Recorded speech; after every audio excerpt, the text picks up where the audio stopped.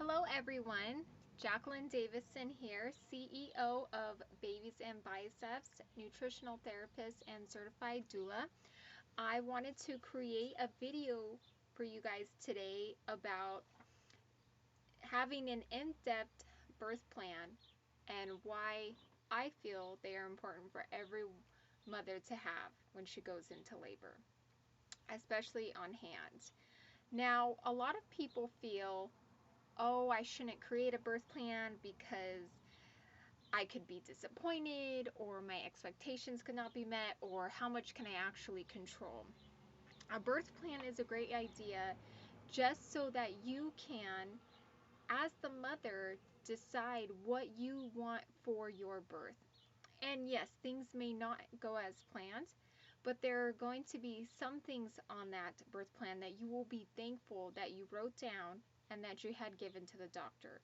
So I wanted to go over in depth what can be included in a birth plan. They're all very different, but I found one that's very simple online that you can go and download and print out at thebump.com, and it comes with a free birth plan, and you just fill everything out.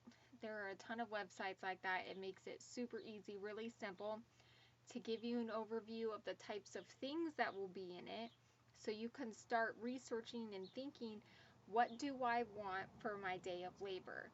I feel like mothers should be knowledgeable, be educated, and be in control as much as they possibly can. This is your day, this is your body, this is your baby, and no one should call the shots without your knowledge of it. So, some of the first questions it asks is, what delivery do you plan to have? Do you plan to have a C-section? Do you plan to have a VBAC, a vaginal delivery, a water birth? Those types of things you can write down.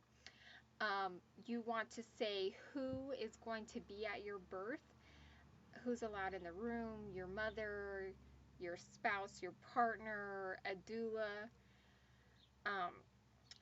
You can list the types of things that you would like going on during your labor. So, for example, if you want music, if you want different types of relaxation, if you want the lights dim, if you want nobody coming in, nobody interrupting, if you want the hospital staff limited, if you would like to drink during labor, if you would like to eat during labor. I mean, these are all things that you can have a say in.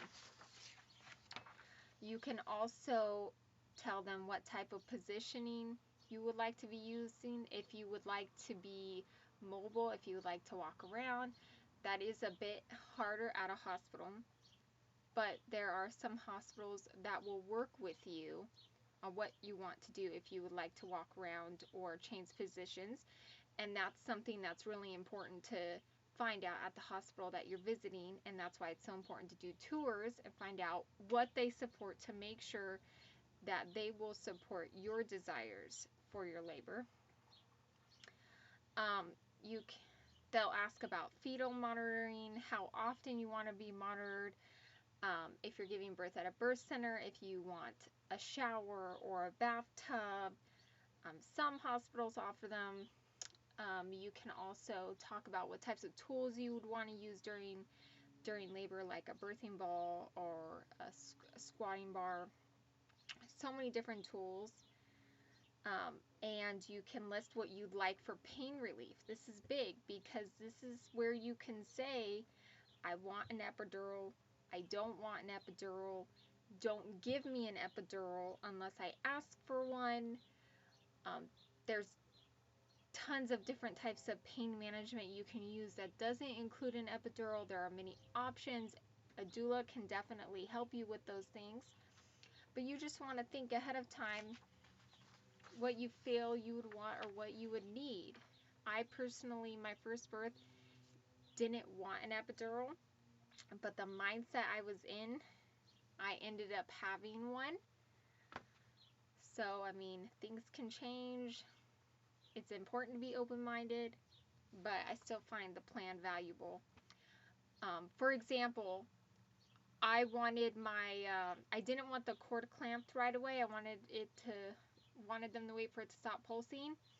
And because I had my plan, but I did not give it to her because I was so like distracted. Like I really needed somebody there to kind of take the initiative for me and do things that I wouldn't have been able to do at that moment because I was concentrating so much. She ended up clamping right away. I was upset about that. She didn't let my husband cut the cord. I was upset about that. So these are all things that you can know who you want to cut the cord. Do you want it cut right away? Do you want it delayed? How long do you want it delayed?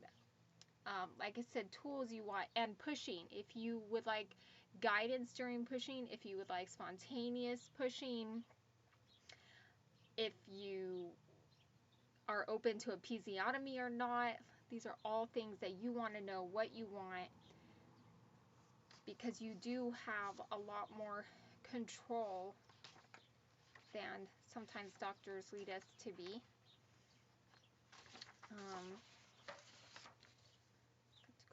Also, there are options if you get a C-section, and options for how you want them to care for your baby after it's born. If you want it put straight on your chest, if you want it cleaned and bathed right away, if you want a golden hour with your child, if you don't want them to come near you until you've breastfed. So many options that you want to list there. Family members that you are allowing at the birth. Maybe there's people you don't want coming in that you're going to tell them, hey, don't let these people in. Other medical procedures that you may or may not want, examinations that you may or may not want, how often you want the baby in the room, if you want the baby taken to the nursery later that night, if you would like to keep the baby in the same room as you, how long you'd like to labor at the hospital for. Then there's the issue of if it's a boy, when or if you want him circumcised. And yeah, pretty much it covers all those details for you, and all you have to do is check the box of the option that you want. Print it out, have it on hand in your hospital bag. And my last birth, I wasn't like all there and ready to give it to him. I was like completely distracted by the contractions.